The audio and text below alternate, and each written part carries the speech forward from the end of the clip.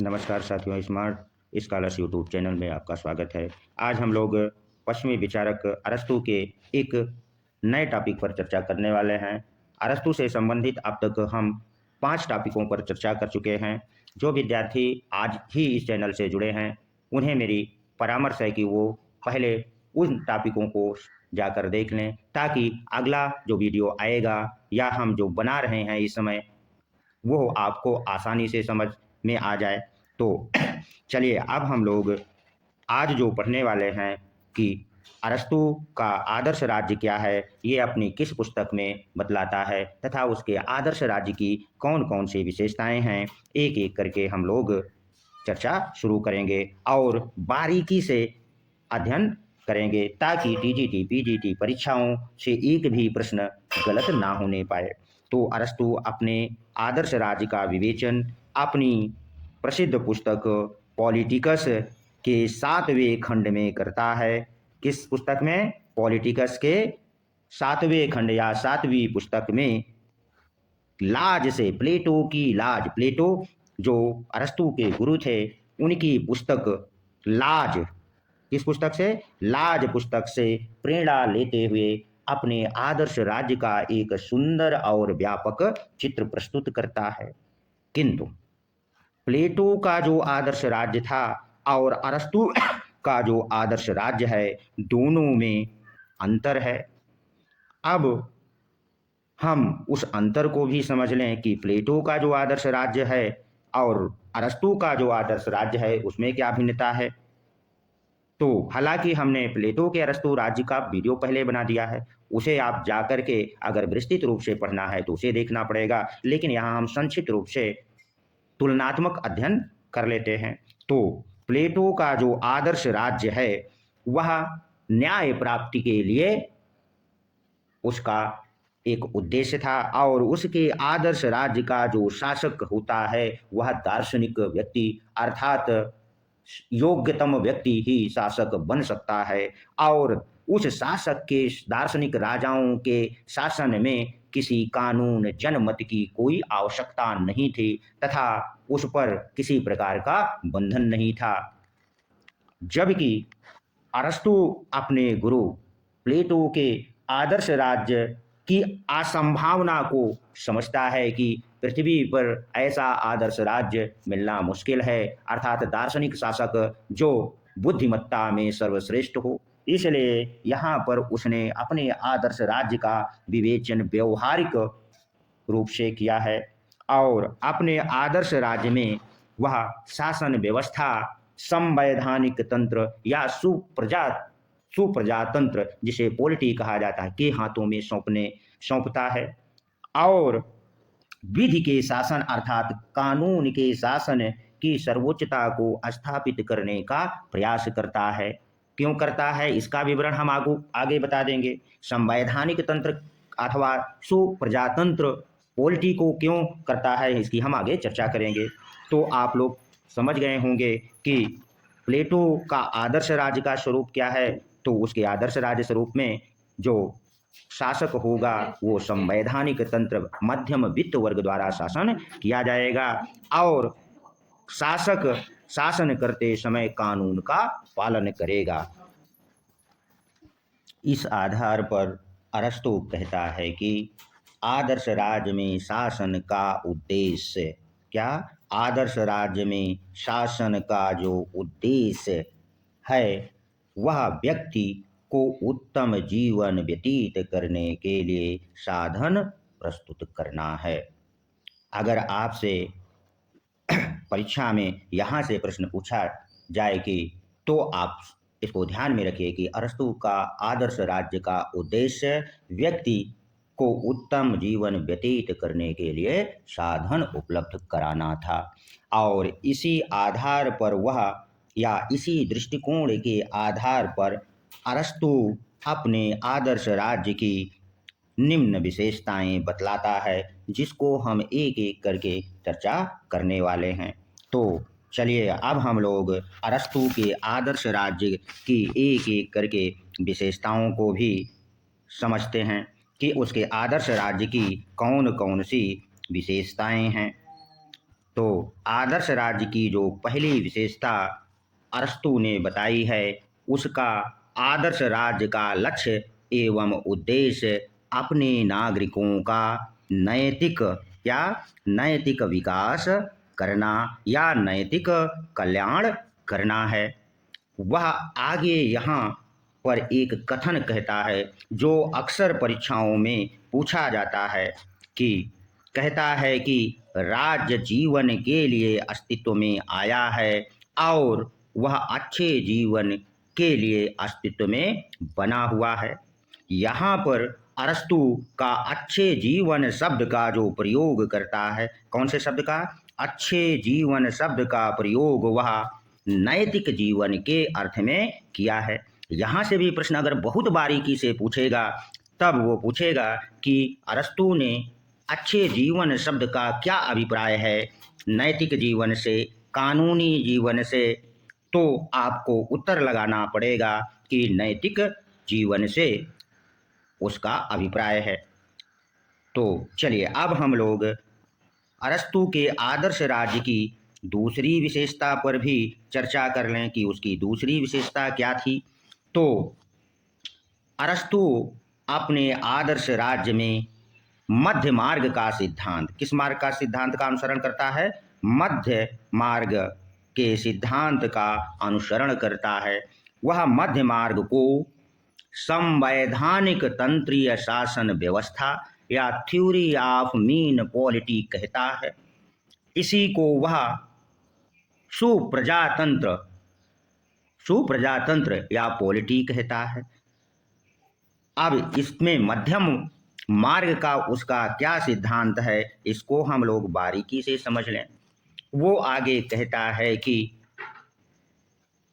राज्य में सर्वोत्तम गुणों से युक्त, किसने? सर्वोत्तम गुणों से युक्त यदि कोई एक राजा या व्यक्ति मिल जाए या कुछ व्यक्तियों में सर्वोत्तम गुण आ जाए, तो शासक की आज्ञाओं का पालन जनता को आनंद पूर्वक करना चाहिए। किंतु व्यवहार में वो कहता है कि ऐसा संभव नहीं है। ऐसे सर्वोत्तम गुण, जैसा कि प्लेटो ने दार्शनिक शासक का सिद्धांत दिया था, वहां से वो प्रेरणा लेता है लाज से, और आगे कहता है कि ऐसे व्यक्ति का मिलना व्यवहारिक जीवन में संभव नहीं है। अतः वह मध्य मार्गीय शासन व्यवस्था का अनुसरण करने की बात करता है और कहता है कि मध्य मार्गीय शासन व्यवस्था ही उत्तम हो सकती है। इसी को वह संवैधानिक शासन व्यवस्था या सुप्रजातंत्र पॉलिटी कहता है।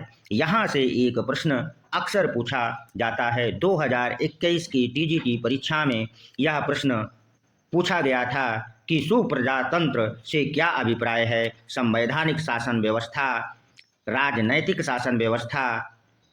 तो आप उत्तर समझ गए होंगे। यदि नोट्स बना रहे हैं तो आप इसे हेडलाइन कर लीजिए।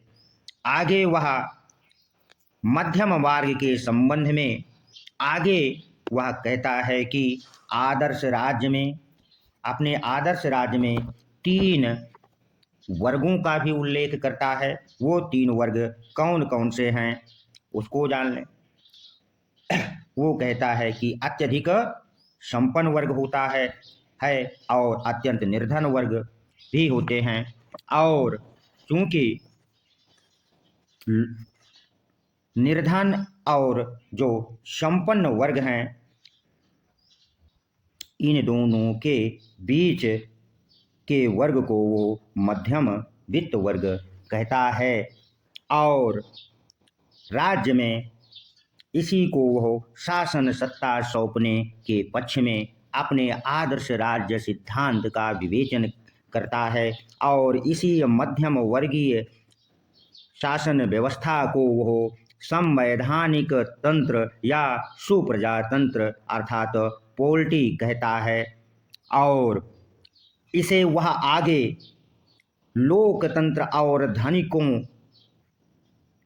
का क्या कहता है, इसे वह लोकतंत्र व धनिकों का मेल बतलाता है। यानी कि यहाँ से दो प्रश्न बन सकते हैं। तो मध्यम वित्त वर्ग को उसने क्या कहा, तो संवैधानिक तंत्र या सुप्रजातंत्र एक हुआ। दूसरा मध्यम वर्ग क्या है, तो लोकतंत्र और धनिकों का मेल वह कहता है। यह भी प्रश्न पूछा जा सकता है। इसलिए यदि आप नोट्स बना रहे हैं तो इसे हेडलाइन कर लीजिए। अब चलिए हम लोग अरस्तु के शासन की तीसरी विशेषता को जान लें कि उसके शासन की तीसरी विशेषता क्या है। तो तीसरी विशेषता के रूप में वह अपने शासन में 3 प्रकार के कार्य करने वाली संस्थाओं का उल्लेख करता है। वो 3 प्रकार की आदर्श राज्य की संस्थाएं कौन कौन सी हैं, तो उसके आदर्श राज्य में कार्य करने के लिए जो पहली संस्था वो बतलाता है, उसे वह असेंबली या विधायिका, जिसे आज हम वर्तमान में जानते हैं। इसमें सभी नागरिक भाग ले सकते हैं। उसका नागरिक से क्या उद्देश्य है, आपको वीडियो नागरिकता के संदर्भ में, क्योंकि वो सभी व्यक्तियों को नागरिक नहीं कहता, उसके नागरिकता में कुछ ही व्यक्ति आते हैं, इसलिए आप वहां जाकर पढ़ लें। दूसरा वह मजिस्ट्रेटी संस्था का उल्लेख करता है। मजिस्ट्रेटी शासन व्यवस्था से उसका आशय है आदर्श राज्य में अधिकारी, अर्थात शासन करने वाले अधिकारी होते हैं, और वर्तमान में हम इसे कार्यपालिका कह सकते हैं।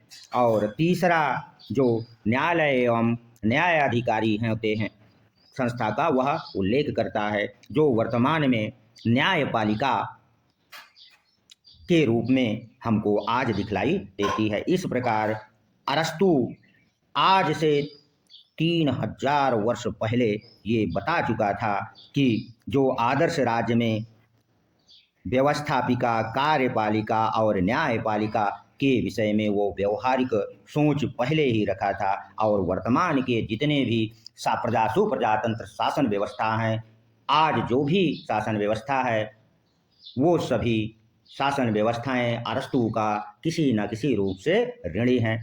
अब चलिए हम अरस्तु के शासन की चौथी विशेषता को जान लें। तो अरस्तु के शासन की जो चौथी विशेषता है वो क्या है, उसको हम लोग चर्चा कर लेते हैं कि अरस्तु के शासन की चौथी, तो वह विधि की सर्वोच्चता अपने आदर्श राज्य में स्थापित करता है। किसकी? विधि की सर्वोच्चता, अर्थात राजा या दार्शनिक शासक सर्वोच्च नहीं होगा। वो कहता है कि विधि के शासन का सबसे प्रमुख गुण यह है कि विधियां सबके साथ समान व्यवहार करती हैं, लेकिन व्यक्ति का शासन अर्थात राजा का शासन पक्षपातपूर्ण हो सकता है। यहीं पर वह अपना एक प्रसिद्ध स्टेटमेंट भी देता है। क्या देता है? यदि नोट्स बना रहे हैं तो उसे आप अपनी नोट्स बुक में जरूर लिख लें। हो सकता है कि यहाँ से वो प्रश्न बने, क्योंकि बहुत महत्वपूर्ण उसका कथन है। वो कहता है, अर्थात अरस्तु कहता है कि व्यक्ति की शासन की तुलना में विधि का शासन श्रेष्ठकर है, क्योंकि विधि ऐसा विवेक है जिस पर व्यक्ति की इच्छा का प्रभाव नहीं पड़ता है। अब हम अरस्तु के आदर्श राज्य की पांचवी विशेषता, कौन सी विशेषता? पांचवी विशेषता का उल्लेख करेंगे। उसके आदर्श राज्य की पांचवी विशेषता जनसंख्या से संबंधित है। अरस्तु अपने आदर्श राज्य की जनसंख्या के लिए कहता है कि आदर्श राज्य में ना तो बहुत अधिक जनसंख्या होनी चाहिए, क्या? ना तो बहुत अधिक होनी चाहिए और ना ही बहुत कम। ऐसा क्यों कहता है? यहाँ भी आपका कंफ्यूजन होगा, केवल रटने से काम नहीं चलने वाला। इसलिए वह कहता है कि राज्य में जनसंख्या यदि बहुत अधिक होगी तो कानून व्यवस्था बनाए रखना कठिन होगा, और यदि जनसंख्या राज्य में बहुत कम होगी तो राज्य अपनी आवश्यकताओं को पूरा नहीं कर सकता है। इसीलिए वो कहता है कि राज्य में जनसंख्या ना तो बहुत अधिक हो और ना बहुत कम हो। यहाँ से भी प्रश्न पूछा जा सकता है। और वह अपने नगर राज्य के लिए जो जनसंख्या बतलाता है वह कितनी बतलाता है, ये भी आपको जानना चाहिए। यदि आप लोग पहले से पढ़े हुए तो कोई बात नहीं, लेकिन हम यहाँ बता देना उचित समझते हैं। अरस्तु ने अपने आदर्श राज्य या नगर राज्य में जनसंख्या कितनी बतलाई है? 10,000। इसे आप नोट कर लीजिए, हो सकता है कि परीक्षा में पूछ ही ले। और प्लेटो ने जो जनसंख्या नगर राज्य की बताई थी वो 5,040। दोनों से प्रश्न कभी कभी पूछ लिया जाता है, इसलिए इसे भी अपनी नोट्स बुक में जरूर रेखांकित कर लें। चलिए अब हम अरस्तु के आदर्श राज्य की जो छठी विशेषता है उस पर भी चर्चा कर लें कि छठी विशेषता क्या है। अरस्तु के आदर्श राज्य की छठी विशेषता उसके राज्य के क्षेत्र या सीमा या प्रदेश से है। वो कहता है कि जो उसके राज्य का क्षेत्र अर्थात एरिया है वो कितना होना चाहिए। इस पर भी वह बिल्कुल जनसंख्या की तरह अपना विवरण देता है। वो कहता है कि राज्य का क्षेत्र बहुत विशाल नहीं होना चाहिए। क्या कहता है कि राज्य का क्षेत्र बहुत विशाल नहीं होना चाहिए तथा राज्य का क्षेत्र इतना कम भी नहीं होना चाहिए कि जीवन की आवश्यकताएं पूर्ण ना हो। वह आगे कहता है, आगे क्या कहता है वो महत्वपूर्ण है कि राज्य अथवा प्रदेश ऐसे स्थान पर होना चाहिए जहां पर शत्रुओं का प्रवेश कठिन हो तथा जो दूसरी बात कहता है कि जल और थल मार्ग से आसानी से पहुंचा जा सके। ऐसा होने से यदि जल और थल मार्ग से अगर आसानी से पहुंचा जा सकता है तो वह आगे कहता है कि इससे राज्य में व्यापारिक विकास होगा और वह राज्य व्यापारिक केंद्र के रूप में विकसित हो सकता है। आशा करते हैं कि आप लोगों ने समझ लिया होगा। यदि वीडियो आपको पसंद आया हो तो इसे लाइक कर दें, सब्सक्राइब कर दें ताकि हमारा मनोबल बढ़ता रहे। और जितने भी विद्यार्थी टीजीटी, पीजीटी, असिस्टेंट प्रोफेसर परीक्षा की तैयारी में लगे हुए हैं, क्योंकि परीक्षाएं नज़दीक हैं, उन्हें हम ये बता देना चाहते हैं कि हमारा उद्देश्य है कि 5 दिसंबर तक पूरी पॉलिटी और संविधान सहित कंप्लीट रूप से आपके सामने उपलब्ध करा दें ताकि आपको उसका अधिक से अधिक फायदा हो जाए। यही हमारा मोटिव है, हमारा यही उद्देश्य है। धन्यवाद। मिलेंगे कल अगले वीडियो में।